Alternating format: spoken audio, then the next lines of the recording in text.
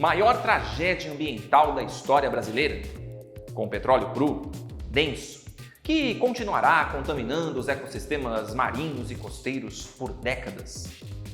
Mas por que será que as manchas de óleo se espalharam por tantas regiões do Brasil? É o que a gente vai descobrir a partir dessa questão. Vem comigo!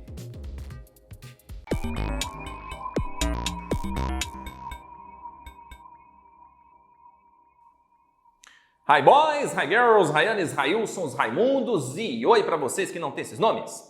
Eu espero que esteja tudo tranquilo, sossegado e que vocês estejam preparadíssimos e preparadíssimas para essa questão, esse item da FUVEST que começa nos dizendo o seguinte: que uma mancha de petróleo com mais de 3.000 quilômetros de extensão se espalhou por praias e manguezais da costa da região Nordeste e parte do Sudeste, atingindo áreas marinhas protegidas como o Parque Nacional Marinho de Abrolhos, um dos principais bancos de corais e berço de biodiversidade do Atlântico Sul.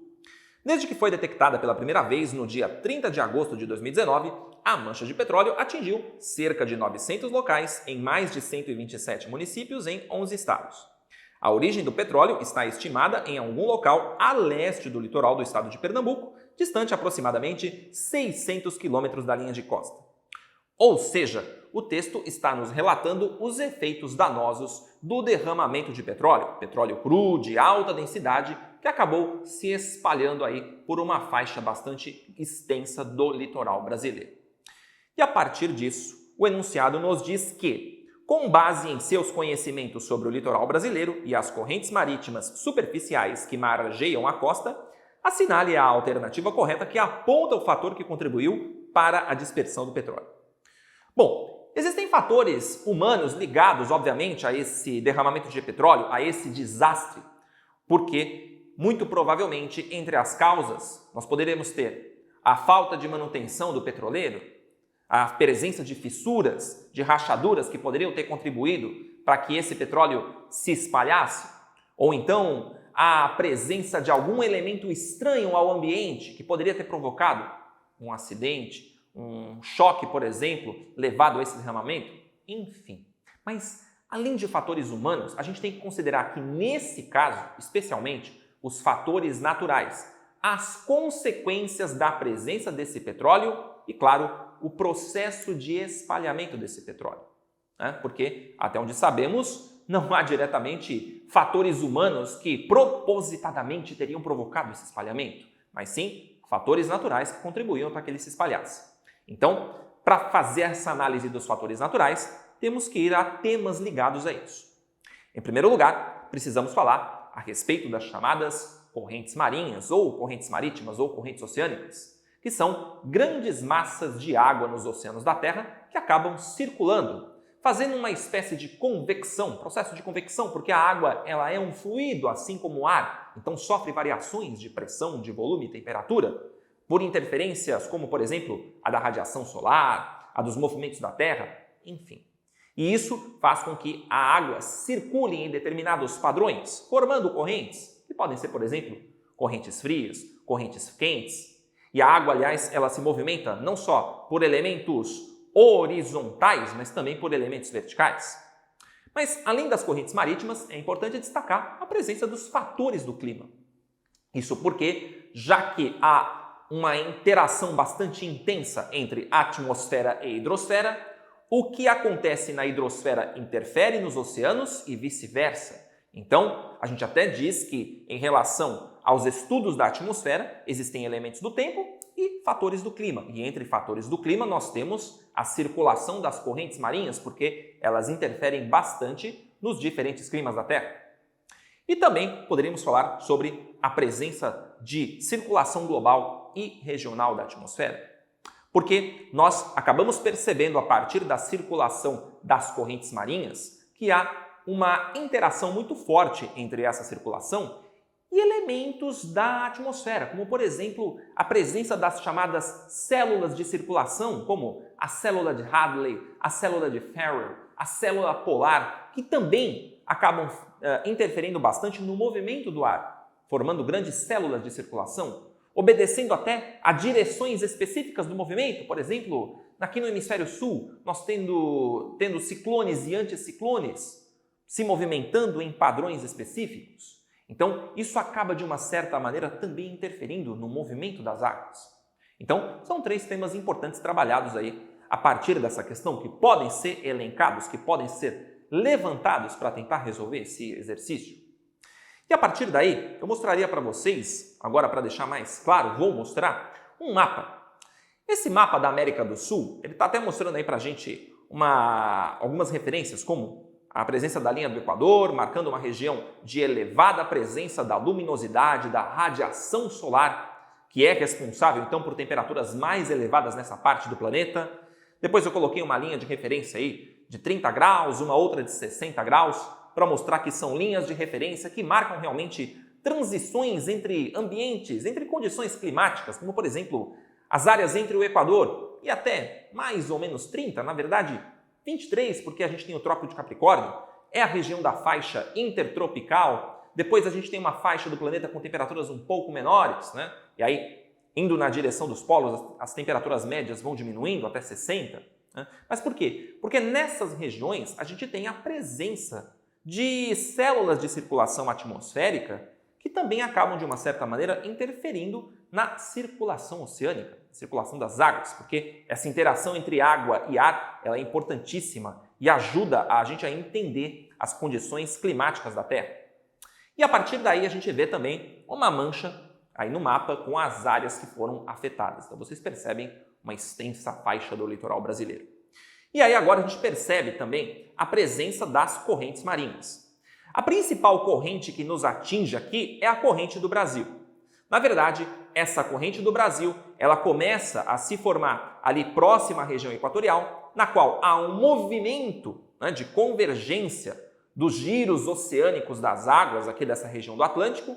Uma parte delas converge na direção norte, formando correntes como a das Guianas ou a norte equatorial do Brasil, que vão se deslocar no sentido horário para o hemisfério norte e no sentido anti-horário aqui para o hemisfério sul. Então essa corrente sul equatorial, por exemplo, quando se desloca aqui para o litoral brasileiro, ela forma a corrente do Brasil e depois ela vai se deslocando até depois, pelo menos ali, até pela região de 30 graus de latitude ou até um pouco menos ali na direção, aliás, um pouco mais na direção do Polo Sul, quando vai ter novamente um resfriamento dessas águas, porque está se aproximando de uma região com uma incidência da radiação solar menor e vai depois se movimentar em direção à África, formando uma corrente mais fria, que é a corrente de Benguela. Aliás, uma corrente mais fria, que está sob a interferência de uma água mais fria e também, obviamente, isso vai provocar até um ar mais frio, uma pressão mais elevada em alguns locais, o que explica, por exemplo, a presença de algumas áreas desérticas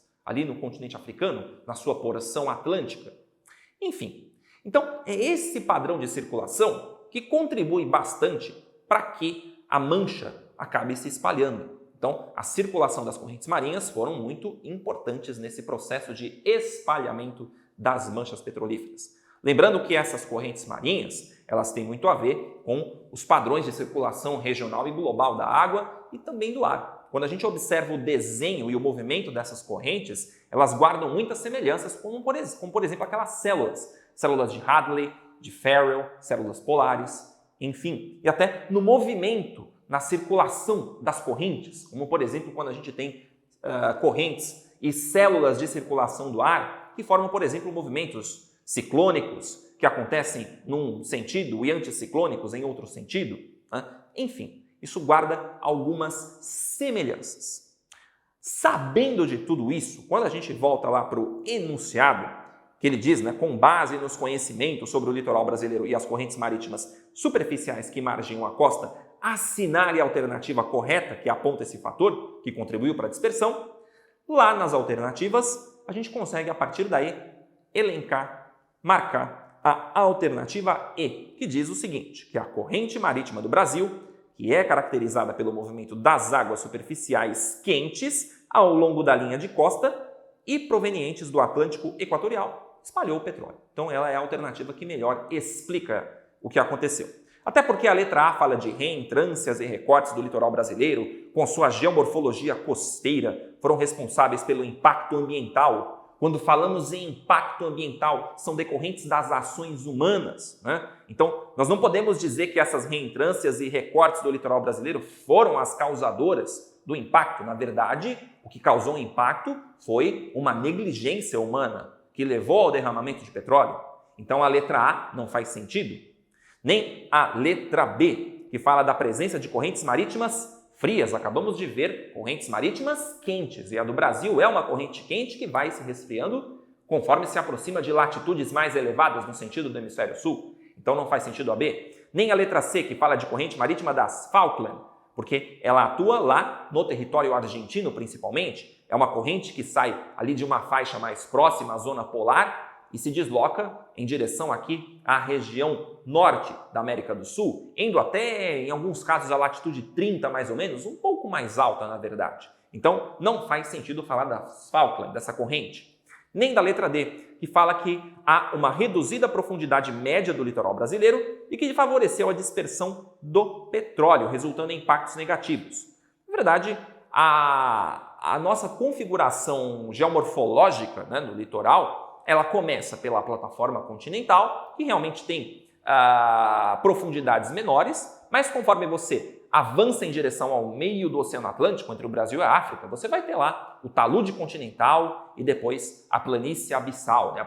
Nessa região aqui, a 600 quilômetros, como o enunciado fala, né, da linha de costa, você muito provavelmente já está ali numa área de transição entre o talude continental e a planície abissal, que é uma região que, se no talude você tem um grande desnível, na planície abissal você vai ter profundidades entre 6 e 7 quilômetros. Então, não faz sentido essa letra D, tá? Então, só mesmo a letra I, que fala desta corrente marítima do Brasil, caracterizada pelo movimento das águas e tudo isso, tá certo? Então, questão resolvida, questão complexa para se resolver, mas sabendo um pouco a respeito da dinâmica das correntes marinhas, lembrando também de atmosfera, desses vários elementos e dessas interações de caráter físico-químico, porque correntes marinhas têm uma série de propriedades, você acaba respondendo a questão de maneira adequada. Então, relembrando aí assuntos importantes, né? Circulação de correntes marinhas, elementos do tempo e fatores do clima são úteis para que você consiga responder esse tipo de questão. Eu espero que vocês tenham curtido essa resolução, eu espero que vocês continuem nos apreciando e nos acompanhando. Até mais!